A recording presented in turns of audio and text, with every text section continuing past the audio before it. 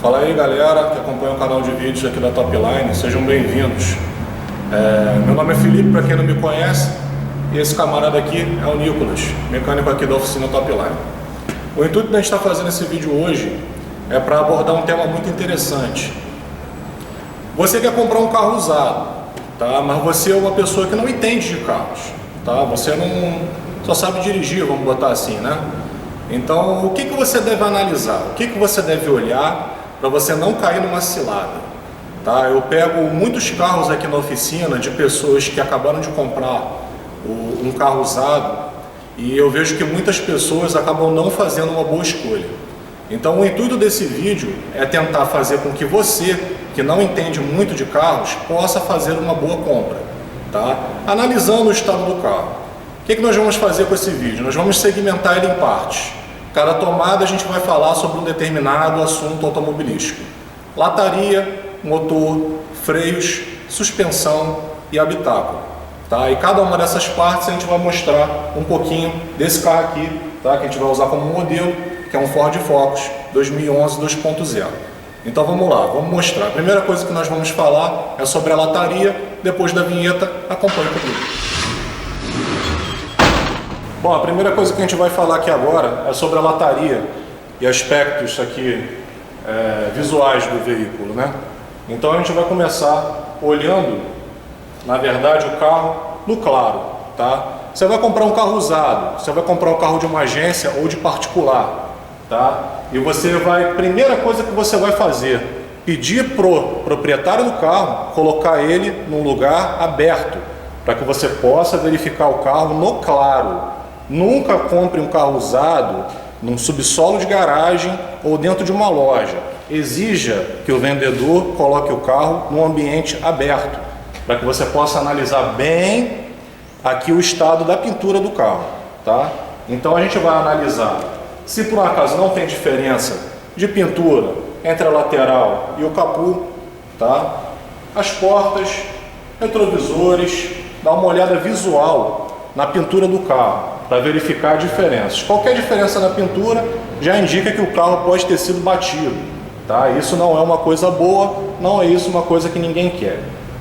Para-choques, é normal um carro usado já ter sido batido de leve, alguma coisa assim, e já ter sido feito. Eu não desqualificaria um carro por causa do para-choque repintado. Isso aí já vai da opinião pessoal de cada um. Tá? Eu não desqualificaria, porque o para-choque é uma coisa que realmente acaba acontecendo, pequenos acidentes, né, de uso, você vai manobrar o carro numa garagem e tal, você pode arranhar, você pode quebrar o para-choque, e existem boas oficinas especializadas que conseguem fazer um bom serviço de recuperação ou então de troca e repintura do para-choque, né? Então, outra coisa que a gente tem que analisar também é o alinhamento. Nós temos que verificar o alinhamento. Entre o capô e a lateral, passe o dedo aqui, ó, a fim de você verificar se não tem nenhum espaçamento muito grande de um lado para o outro, tá? Esse tipo de coisa nós temos que verificar também. Um carro com um espaçamento muito grande aqui, no capô entre a lateral, já pode indicar que o carro já foi batido e lanternado, tá?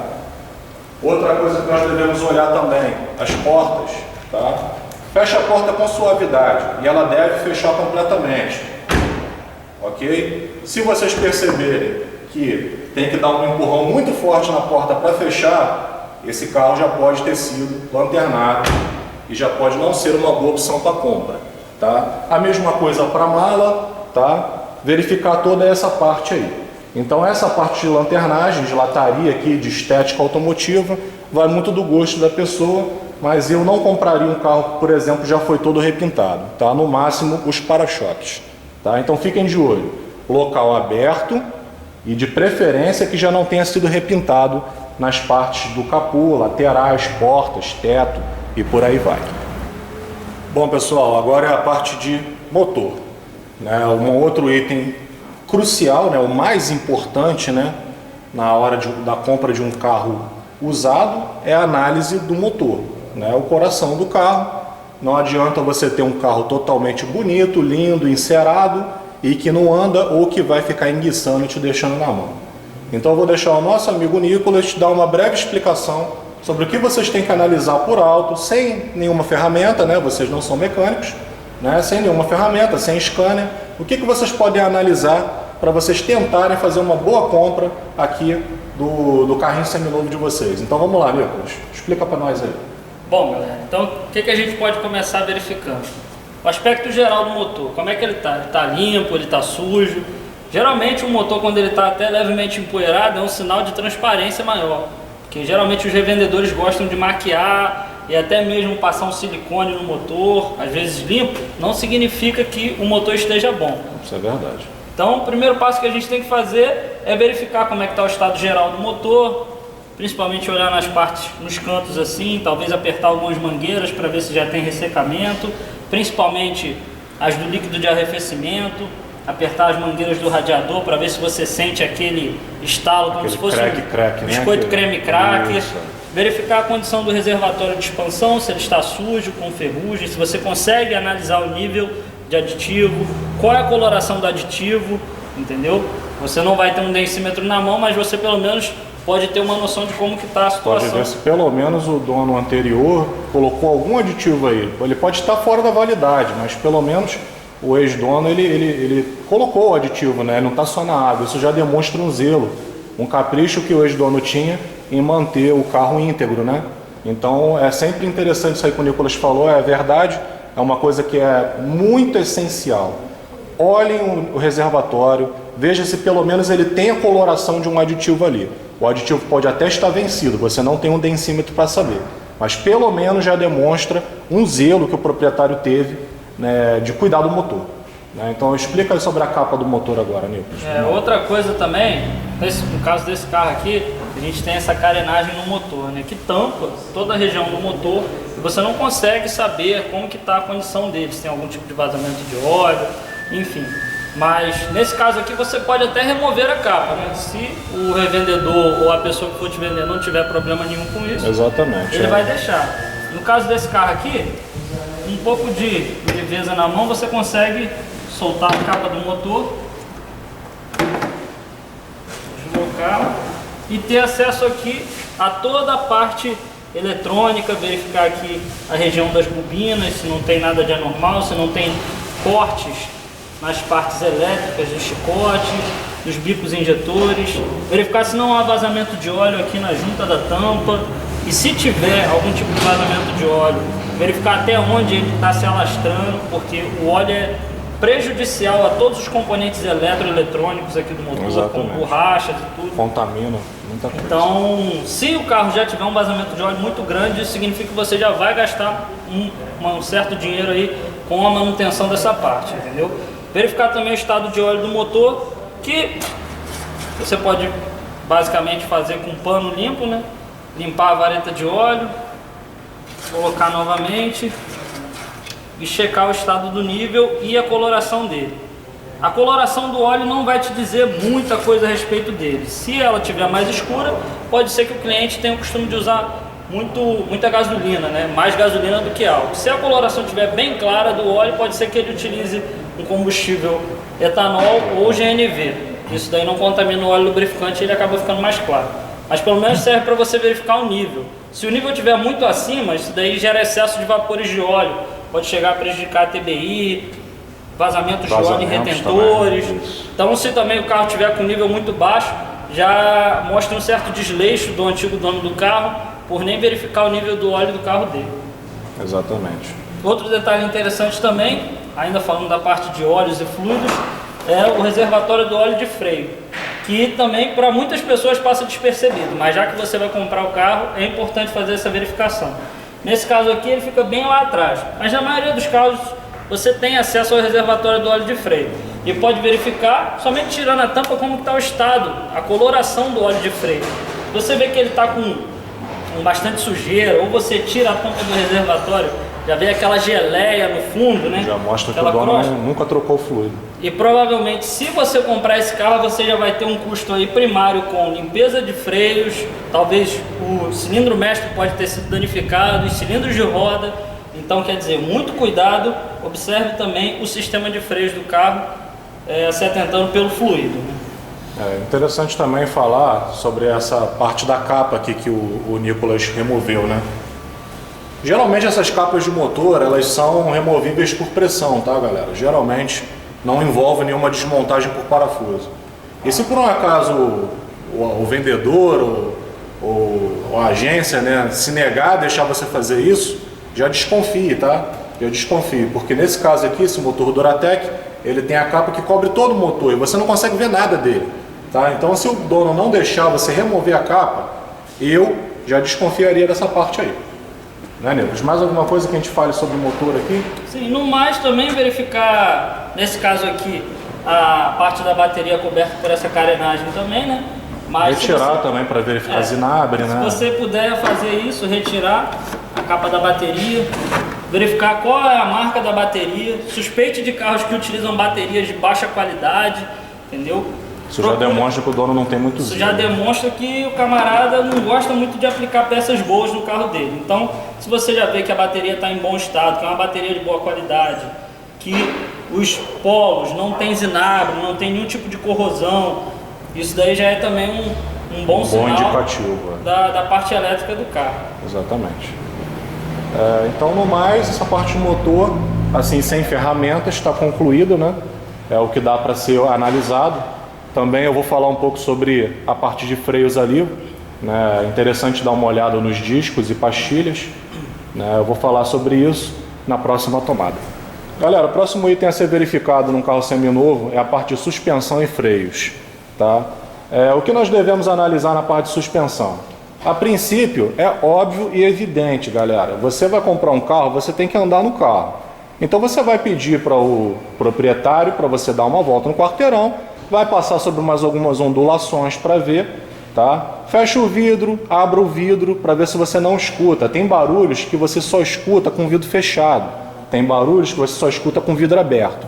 Então ande no carro com as duas condições para vocês verificarem o estado da suspensão, tá? Uma suspensão que não faz barulho é uma boa suspensão, já é um indício de que o carro é bem cuidado, tá? Então agora vamos falar aqui sobre coisas que você deve fazer com o carro parado, tá? Supondo que você já deu a volta no carro. O que você tem que analisar? Freios e suspensão, vamos lá. Aqui nós temos a roda dianteira do carro, tá? E nós vamos analisar, nesse caso aqui, o carro utiliza uma roda de liga leve e ela tem um bom espaçamento, então você consegue ver os discos e as pastilhas aqui, tá? Então vamos lá.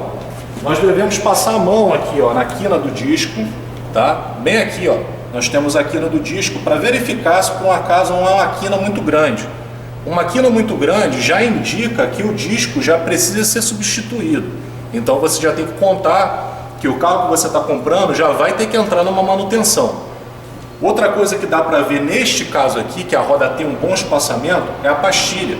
Você consegue daqui, sem desmontar nada, verificar se a pastilha tem material ainda para rodar algum tempo ou se ela já está chegando perto do aço e precisa ser substituída, tá? Lembrando que o carro a ser vendido com uma pastilha já totalmente desgastada já indica que o dono não tem um zelo pelo carro, tá? Ele está chegando no metal com metal e está destruindo o sistema de freios do carro, tá? Então desconfiem dessa parte. A pastilha do carro tem que ter material ainda, tá? Outra coisa que dá para ver aqui por uma inspeção visual é o estado do amortecedor dianteiro, tá? Entre a caixa de ar e a roda tem um espaço que você consegue fazer uma inspeção visual aqui no amortecedor. Se você verificar e o amortecedor tiver com óleo, tá? Ele tiver molhado, você vê que ele está molhado, tá? Ele pode estar estourado, tá? Isso aí compromete a suspensão do carro. Às vezes o carro não faz barulho na suspensão. Você andando com o carro, você não consegue saber se o amortecedor está estourado ou não, tá? Mas isso compromete a estabilidade e a segurança do veículo, tá? Então o amortecedor estourado já é aí um gasto a mais que você vai ter depois que você comprar, né? Olha aqui, ó, visualmente, pega aquela lanterninha do seu celular, ilumina aqui essa parte, verifica a coifa, batente do amortecedor e o próprio amortecedor em si. Se ele tiver estourado, já é um bom indicativo aí de troca. Você pode já ir verificar um desconto, né, para a compra do seu carro, tendo em vista que você já vai ter que gastar um dinheiro que geralmente não é barato. Amortecedores não é um componente barato aqui no Brasil, né? Então você já pode chorar um desconto aí, né, na compra do seu carro. Outra coisa que deve ser feito também para verificar se o amortecedor já está sem ação, é aquela balançadinha que todo mundo faz, né, galera? Você pega o carro, ó, balança ele um pouquinho, ó, verifica. Se depois que você parar de balançar o carro e ele continuar balançando, já indica um amortecedor já meio cansado, tá? Outra coisa que você pode verificar balançando o carro é se ele vai fazer alguma espécie de barulho, tá? Se o carro fizer algum barulho, tec-tec, algum barulho esquisito, quando você está balançando, já indica algum desgaste na suspensão do veículo, tá? Isso aí você tem que analisar também. E não se engane também, só para frisar esse ponto aí, tem muita gente que costuma falar, às vezes para vender o carro, né? Até mesmo você vê pessoas, consultores técnicos, mecânicos falando isso, que certo barulho na suspensão é normal. Nenhum barulho na suspensão é normal, o carro não foi projetado com ruído. Se ele tem um ruído é porque tem alguma peça com anomalia. Tem algum desgaste. Que pode ser que o dono não quis fazer a substituição ou que não conseguiram identificar. Mas qualquer tipo de ruído é sim anormal. É interessante falar sobre isso mesmo, porque muita gente fala, isso é característica do carro. Não existe isso. O carro ele não vem para fazer barulho, ele não sai da fábrica com barulho, tá? Então desconfie desses papos de vendedor, de característica do veículo, tá? O barulho da suspensão não é para ter, tá? O carro não sai com barulho de suspensão de fábrica. Toque-toque, tec-tec, esses barulhinhos incômodos aí quando passa em certos tipos de ondulação, não são para acontecer, tá, galera? Então desconfiem bastante disso aí. Outro detalhe interessante também, ainda falando aqui da parte de suspensão em rodas, desconfie também quando você for verificar o carro, se ele está com a parte da caixa de roda toda preta, brilhando. O que acontece? Muitas pessoas quando vão vender o carro, eles gostam de jogar óleo diesel nessa região da caixa de roda, óleo diesel na região dos amortecedores. Isso aí estraga todos os componentes. Isso daí é extremamente prejudicial. O óleo ele contamina todos os componentes da suspensão, que na sua maior parte são feitos de borracha, derivados do petróleo, e resseca, ou seja, é um prelúdio de que logo você vai ter problemas com isso. Outra coisa também interessante a se notar é desgaste irregular nos pneus. Entendeu? Pode ser evidência de desalinhamento, falta de rodízio de pneus, enfim. Outra coisa também interessante, pneus com perfil mais baixo. É muito comum, às vezes, as pessoas criarem uma bolha no pneu e inverterem o sentido de rotação do pneu. Às vezes a bolha está do lado externo, ela pega, leva no borracheiro, pede para trocar o pneu de lado, bota a bolha do lado interno da roda e você não consegue ver, acaba comprando um pneu que já está danificado.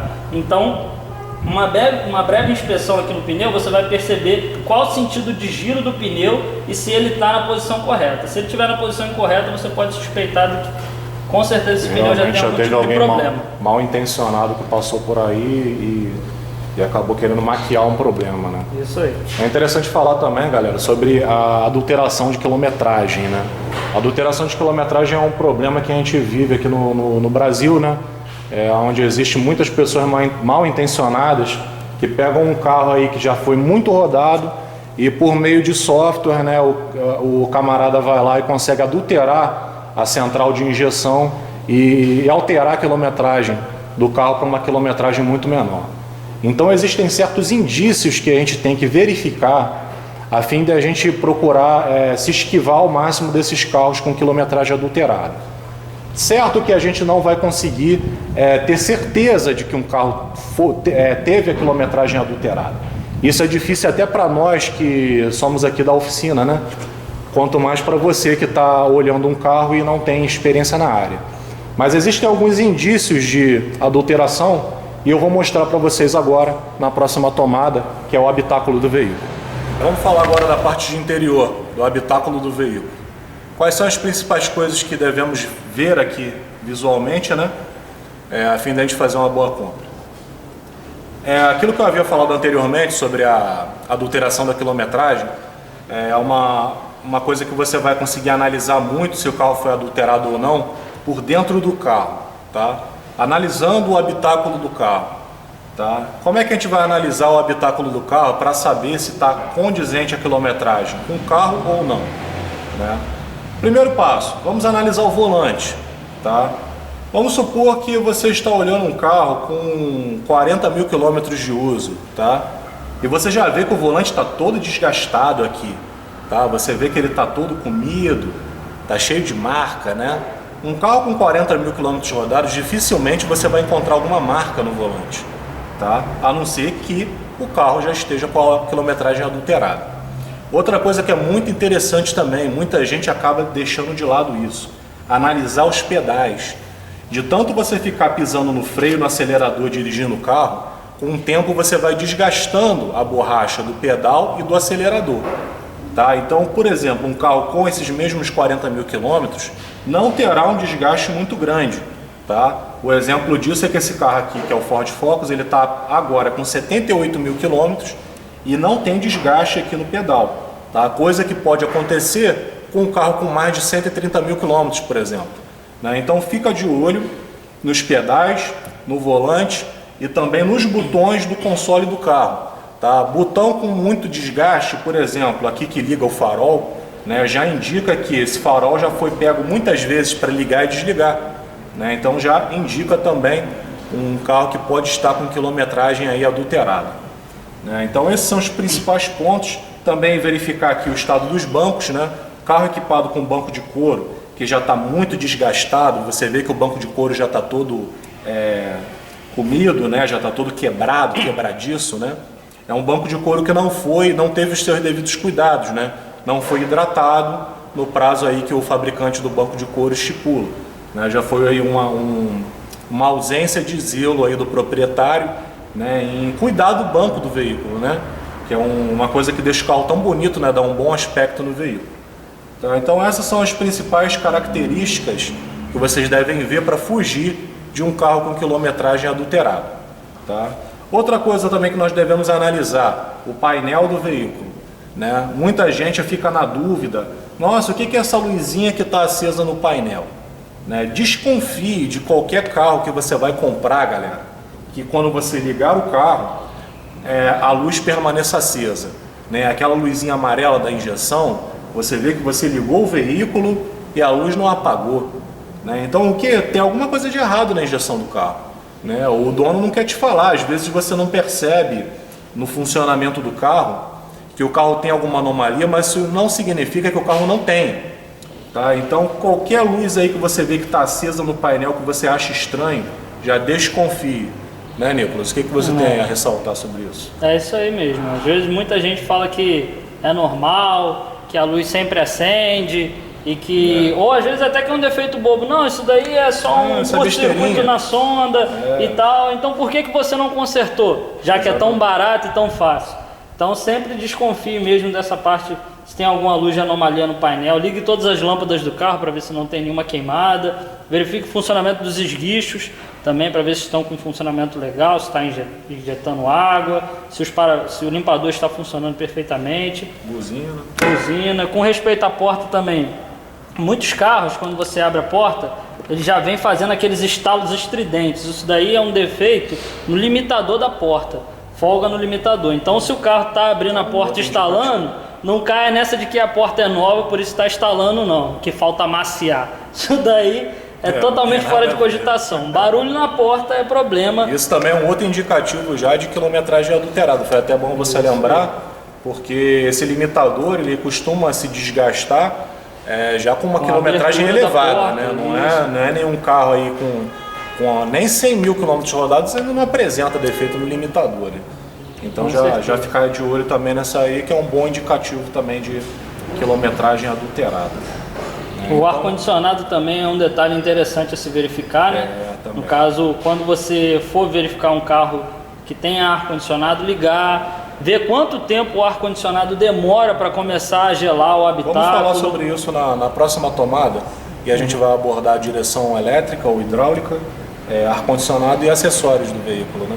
Vamos abordar isso na próxima tomada. É muito interessante falar, que é isso que o Nicolas já havia começado a falar na tomada anterior, que é sobre o ar-condicionado.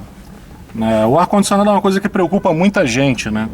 Porque geralmente é um componente caro, né? Um acessório caro do carro, né?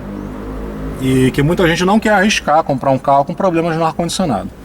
Então, algumas dicas de como você vai comprar um carro com ar em bom funcionamento. Óbvio que essa técnica não é infalível. Eu vou explicar por quê. Então vamos lá, nós vamos ligar o carro. e eu vou ligar o ar-condicionado. Assim que eu ligar o carro e ligar o ar-condicionado, em torno de 2 segundos você tem que ouvir o acoplamento do compressor, tá? Que é aquele pleque característico. Tá? Alguns carros não têm esse pleque porque é uma outra tecnologia, mas vamos supor que a maioria tenha, né? Então é importante ver em todos os difusores aqui, ó, tanto os centrais quanto os laterais, que eles devem estar soltando o ar gelado uniformemente, tá, galera? Um indício de carro com vazamento de gás é justamente a disparidade de temperatura entre os difusores, tá? Você vê que você coloca a mão aqui no difusor central e o ar sai bem geladinho, mas você já coloca a mão no difusor lateral ali do carona e já não sai mais gelado, tá? Isso já é um indicativo de que o carro pode ter ou um gás baixo, né, uma carga de refrigerante já abaixo, que indica um vazamento, ou uma ausência de compressão ali da parte do compressor do ar, que já é aí um problema seríssimo, né? Um problema que vai ser muito dispendioso, né? Então, primeira coisa a analisar no ar-condicionado é exatamente isso. Coloque a mão em todos os difusores, tá? O ar tem que sair uniforme, igual, temperaturas parecidas de um difusor para o outro, tá? Outra coisa que é interessante analisar é a direção, tá? Esse carro conta com a direção eletrohidráulica, tá? Mas tem muitos carros que contam com direção hidráulica, que podem fazer barulhos incômodos, tá? A gente pega muitos casos aqui na oficina de carros até novos que estão com problema de barulho vindo na direção hidráulica. Isso incomoda muitos proprietários. Quando você vai esterçar a direção, você ouve um zunido vindo da bomba da direção hidráulica. Então verifique bem essa parte, espere o carro esquentar e esterce a direção com o carro parado, a fim de você verificar ruídos vindos da bomba da direção hidráulica, tá? Uma bomba da direção hidráulica danificada pode apresentar incômodos que você não vai querer ter num carro que você vai acabar de comprar, tá? Então essa já é uma dica de acessórios automotivos, o que você deve analisar aí. Bom, galera, então considerações finais agora. É interessante ressaltar que por mais que a gente dê dicas, né, de como você, que é uma pessoa que não é um mecânico, não é envolvido na área, possa analisar, eu não posso deixar de dizer que nada substitui uma análise técnica, tá? Então, se você quer comprar um carro e quer ter toda a segurança de que está fazendo uma boa compra, leve o carro no seu mecânico de confiança, tá? Ele tem um elevador, ele tem um scanner para poder fazer uma verificação mais aprofundada dos sistemas eletrônicos do veículo, da parte de baixo do carro, fazer uma análise, né, mais qualificada, vamos botar assim. Se você, por um acaso, tem a oportunidade de levar o carro, se o proprietário deixa você levar o carro até um mecânico, não perca a oportunidade, faça isso, porque é melhor você perder um dinheirinho numa análise técnica do que depois você acabar se prejudicando aí com uma manutenção cara de algum item que você deixou de inspecionar. Mais alguma coisa para você falar, Bruno? No caso aí também só ressaltar esse ponto, né? Suspeitar de anúncios ou de qualquer valor de carro que seja muito abaixo da tabela. A gente sabe que ninguém quer perder nada, né? Então na venda de um carro é a mesma coisa. Então se a pessoa já está abaixando demasiadamente o valor em 4, 5 mil reais, você pode ter certeza que há algum tipo de problema nesse veículo. E mais tarde você vai ter que arcar com esse custo e pode até ser superior ao que você está estimando. O famoso barato que sai caro, né? É melhor você prezar por comprar um carro bom, pagar o valor de mercado realmente do carro, mas ter um carro em bom estado, do que você querer comprar um carro mais barato para consertar, que pode sair muito caro. É interessante falar sobre isso aí. Então é isso, galera. Espero que tenham gostado desse vídeo, né? Ficou um pouco grande, tem muitos assuntos a serem abordados aí num veículo, né? O veículo ele é composto de muitas coisas e para você conseguir fazer uma análise completa é muito difícil, né? Tem muitos problemas que podem ser maquiados e você não consegue ver, né? principalmente de pessoas mal intencionadas que nós vemos por aí, né? Mas espero que com essas dicas vocês consigam fazer uma boa compra.